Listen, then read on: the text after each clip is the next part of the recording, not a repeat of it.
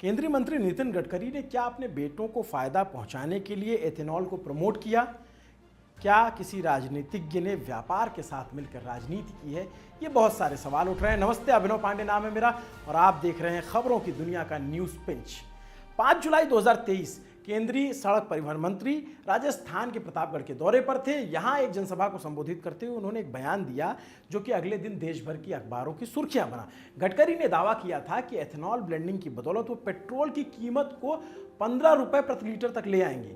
गडकरी के इस बयान ने एथेनॉल पॉलिसी पर एक नई बहस छेड़ दी। ये पहली बार नहीं था जब नितिन गडकरी ने एथेनॉल को लेकर अपनी दिलचस्पी दिखाई थी। 2016 से ही वो जमकर इसकी वकालत कर रहे थे। 2016 में इंडियन एक्सप्रेस अड्डा में उन्होंने बयान दिया कि वो पेट्रोल में 22.5% और डीजल में 15% एथेनॉल ब्लेंडिंग की योजना पर काम कर रहे हैं। नितिन गडकरी के इस उत्साह का नतीजा दिखा भी। भारत में एथेनॉल ब्लेंडिंग में एक दशक के अंदर 10 गुने का उछाल देखा गया।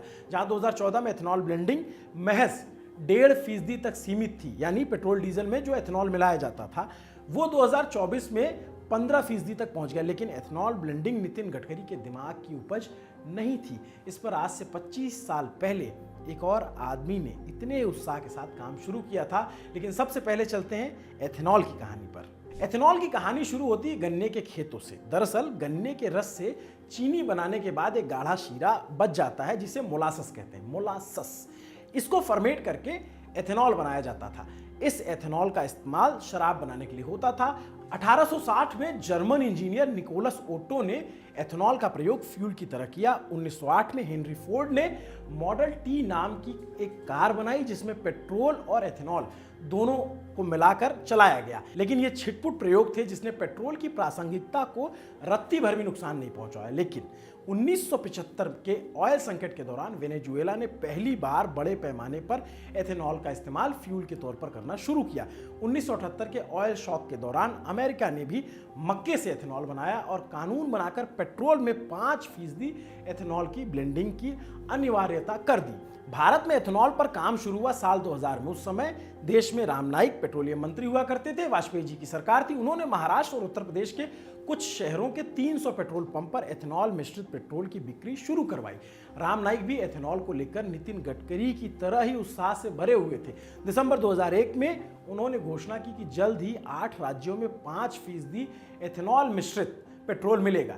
लेकिन इस घोषणा को अमली जामा नहीं पहनाया जा सका। 2004 में मनमोहन सिंह की सरकार आने के बाद साल 2006 में 20 राज्यों और 4 केंद्र शासित प्रदेशों में 5% एथेनॉल मिश्रित पेट्रोल को अनिवार्य कर दिया गया। लेकिन इसके बाद से एथेनॉल ब्लेंडिंग के मामले में सुस्ती आने लग गई। साल 2014 में सरकार बदलने के बाद एथेनॉल ब्लेंडिंग को लेकर नए सिरे से पॉलिसी बनना शुरू हुई।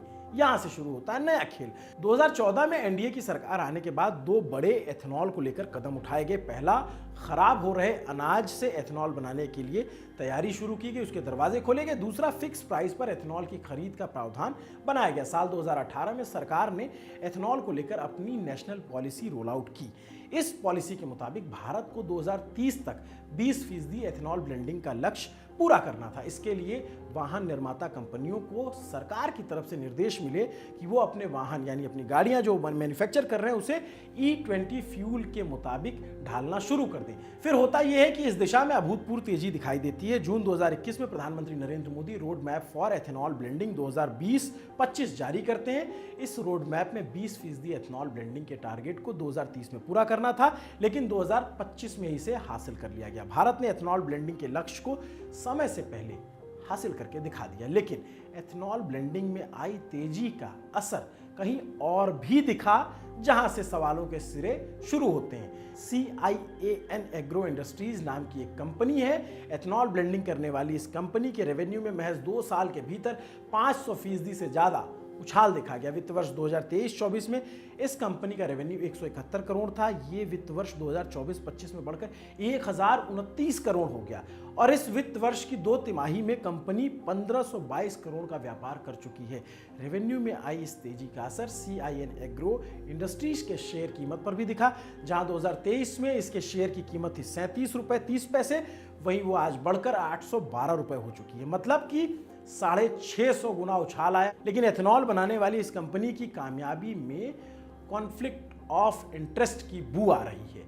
आइए CIN एग्रो इंडस्ट्रीज की पूरी कहानी समझ लेते हैं। साल 1985 में नागपुर में एक कंपनी बनी, नाम था Umred agro complex private limited. Uday Shankar Kamat इसके एमडी थे, Ravindra Vidyadhar Boratkar, doctor SG Parate promoter, non executive director थे। कंपनी की साल 2009 की सालाना रिपोर्ट में एक डायरेक्टर का नाम जुड़ा, वो दिखाई दिया, नाम था नितिन जयराम गडकरी। नितिन गडकरी 2011 तक इस कंपनी के डायरेक्टर रहे। दिल्ली में बीजेपी के जब वो राष्ट्रीय अध्यक्ष बनते हैं तो उन्होंने अपने पद से इस्तीफा दे दिया। साल 2015 में उमरेड एग्रो ने अपना नाम बदला, अब नाम रखा गया कियान एग्रो इंडस्ट्रीज। साल 2017 में कियान एग्रो में एक और नई नियुक्ति हुई। 1 जनवरी 2017 को निखिल नितिन गडकरी ने कियान एग्रो में बतौर मैनेजिंग डायरेक्टर इसे ज्वाइन किया। निखिल केंद्र में रसूखदार मंत्री नितिन गडकरी के बड़े सुपुत्र हैं। उमरेड अपने शुरुआती दौर में फूड प्रोसेसिंग के सेक्टर में काम करती थी। बाद के दौर में अमृत धारा नाम की एक दवा कंपनी के लिए सोयाबीन का तेल भी प्रोसेस करके देना शुरू किया। इस कंपनी की 3 बड़ी फूड प्रोसेसिंग यूनिट उस समय विदर्भ में, महाराष्ट्र के विदर्भ में काम कर रही थी। पहली कोलारी जो चंद्रपुर जिले में पड़ती है, दूसरी नागपुर के पास सोनापार धापेवाड़ा में, और तीसरी यूनिट एमडीसी कमलेश्वर नागपुर में। 2018 के आसपास कंपनी ने एथेनॉल सेक्टर की तरफ पहला शुरुआती कदम बढ़ाया। कड़ियां मिलाते चलिए, 2016 में नितिन गडकरी ने शुरुआत की थी, इसकी बात करना शुरू किया था, एथेनॉल को प्रमोट करना शुरू किया था। लेकिन इस बीच मुंबई की एक और कंपनी थी जो एथेनॉल सेक्टर में कदम रख रही थी। फिर तारीख आती है 6 सितंबर 2012 की। मुंबई की आरओसी में एक कंपनी रजिस्टर हुई, मानस एग्रो। शुरुआती दौर में मनीष मेहता, विष्णु चंगाटे की नियुक्ति के तौर पर, एक डायरेक्टर के तौर पर इनकी नियुक्तियां हुई। 15 जून 2016 को सारंग नितिन गडकरी की नियुक्ति होती है होल टाइम डायरेक्टर के तौर पर। सारंग इसी कंपनी को ज्वाइन करते हैं। सारंग केंद्रीय परिवहन मंत्री नितिन गडकरी के छोटे बेटे हैं। ये कंपनी मुख्य रूप से एथेनॉल सेक्टर में काम कर रही थी। साल 2024 में 10 सितंबर को मानस एग्रो का अधिग्रहण कियान एग्रो ने कर लिया। अब मानस एग्रो कियान एग्रो की एक सब्सिडरी कंपनी की तरह काम करने लगी। कॉमर्स की दुनिया में इसे रिलेटेड पार्टी ट्रांजैक्शन कहा जाता है, मतलब 2 करीबी संबंधियों के बीच हुआ सौदा। लेकिन मानस एग्रो के आने से कियान एग्रो को एथेनॉल सेक्टर में पांव मजबूत करने का मौका मिल गया। जनवरी 2024 में नागपुर में एडवांटेज विदर्भ कॉन्क्लेव में चेन्नई के रामचरण ग्रुप और कियान एग्रो के बीच एमओयू पर साइन हुआ। इस एमओयू के मुताबिक दोनों कंपनी कार्बन कैप्चर यूटिलाइजेशन तकनीक की मदद से CO2 से एथेनॉल बनाएंगी। इस मौके पर सारंग गडकरी ने कहा कि हमने लैब स्तर पर इस तकनीक पर सफलता हासिल कर ली है, हम जल्द ही इसे बड़े पैमाने पर उत्पादन के रूप में सामने लेकर आएंगे। फिलहाल मानस ग्रुप का एक एथेनॉल प्लांट एक्टिव है। ये प्लांट उमरेड नागपुर में स्थित है और इसकी जो उत्पादन क्षमता है वो 120 किलोलीटर पर डे की है। इसके अलावा चिमूर में एक और प्लांट है जो जिस पर काम चल रहा है, जिसकी प्रस्तावित क्षमता 190 KLPD है और एक अनुमान के मुताबिक कियान और मानस एग्रो मिलकर कुल 255 KLPD यानी किलोलीटर पर डे एथेनॉल बना रहे हैं। भारत सरकार के एथेनॉल पुश का सीधा फायदा नितिन गडकरी के बेटों की कंपनी को नहीं मिल रहा है, ये सवाल उठने लग गए। इन आरोपों के बचाव में नितिन गडकरी ने कई मौकों पर कहा कि उनका अपने बेटों के बिजनेस से कोई सीधा जुड़ाव नहीं है, लेकिन उनके पॉलिसी पुश और उनके बेटों का एथेनॉल सेक्टर में पहलकदमी को महज एक संयोग कहा जाए। ये संयोग है या प्रयोग, सवाल यही है। ये पहली बार नहीं है कि Nitin Gadkari conflict of interest के आरोपों से घिरे हुए हैं। इसका एक सिरा स्कैनिया बस करार की तरफ भी जाता है। स्वीडन की एक लग्जरी बस कंपनी है स्कैनिया। इस बस कंपनी को 2013 से 2016 के बीच 7 राज्यों में स्टेट ट्रांसपोर्ट में ठेके हासिल हुए। इस बीच कारवा मैगजीन की एक खबर ने इस सौदे पर सवाल उठाए। सवाल पूछा गया कि इसमें जो नितिन गडकरी की भूमिका है उसको लेकर उन्होंने सवाल उठाए। मैगजीन ने अपनी स्टोरी में एक बस की फोटो छापी। इस बस का नंबर था MH31EM1530।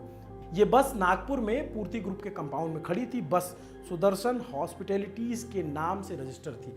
सुदर्शन हॉस्पिटैलिटीज़ का सीधा फाइनेंशियल लिंक नितिन गडकरी के बेटे सारंग गडकरी की कंपनी मानस एग्रो से जुड़ता था। स्टोरी में खुलासा हुआ कि पूर्ति ग्रुप और मानस एग्रो ने स्कैनिया की 7 राज्यों में हुई डील में मदद की, उसे मैनेज किया। नितिन गडकरी ने इस विवाद से पल्ला झाड़ लिया था।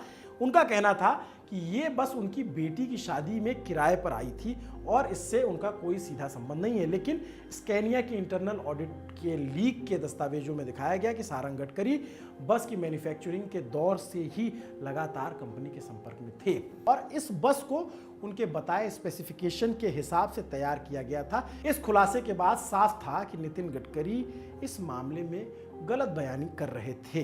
भारत में एथेनॉल ब्लेंडिंग एक गर्मा-गर्म मुद्दा है बहस का। एथेनॉल मिश्रित पेट्रोल का इस्तेमाल करने वाले लोगों ने माइलेज में बड़ी गिरावट की बात कही है, आरोप लगाए हैं। नीति आयोग ने अपनी असेसमेंट में माना है कि माइलेज में 2 से 6% की गिरावट हुई है, उसको उन्होंने स्वीकार किया है, लेकिन उपभोक्ता इससे भी ज़्यादा गिरावट के दावे कर रहे हैं। पेट्रोल में एथेनॉल की मिलावट के बीच बड़ा सवाल पॉलिसी में निजी हितों की मिलावट का है। ये सही है कि नितिन गडकरी का अपने बेटों की कंपनी से कोई सीधा संबंध नहीं है, कानूनी रूप से उन पर कोई सवाल नहीं उठते हैं, लेकिन राजनीतिक नैतिकता का सवाल तो जस का तस बरकरार खड़ा है। उनके दोनों बेटों ने ठीक उसी समय एथेनॉल सेक्टर में अपने कदम रखे, उसमें कदम जमाने शुरू किए जब वो बतौर मंत्री एथेनॉल ब्लेंडिंग की जोर शोर से वकालत कर रहे थे, उसे लागू करवा रहे थे। आप नितिन गडकरी पर लग रहे आरोपों को किस तरीके से देखते हैं? क्या ये हितों का सीधा टकराव नहीं है? अपनी राय कमेंट करके हमें ज़रूर बताएं। नमस्ते, अभिनव पांडे नाम है मेरा। आपके लिए ये खबर, ये एनालिसिस लिखा था हमारे साथी विनय सुल्तान ने, इसको कैमरे पर शूट किया है मोहित ने। जल्द मिलेंगे नई खबर, नई ज़मीनी रिपोर्ट के साथ। देखते रहिए न्यूज़ पिंच, फॉलो कीजिए, सब्सक्राइब कीजिए।